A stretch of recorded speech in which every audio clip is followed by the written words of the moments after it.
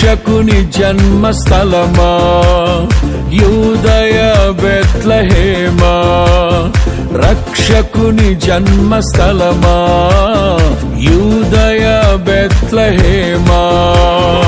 ఆరాధనలకు ఆరంభమా, హృదయార్పణలకు నివాసమా, ఆరాధనలకు ఆరంభమా, హృదయార్పణలకు నివాసమా.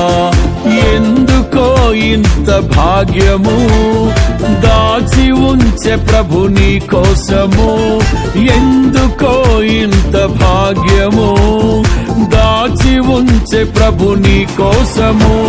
స్తుతియు మహిమ ప్రభావము ఎల్లవేళల ప్రభుకే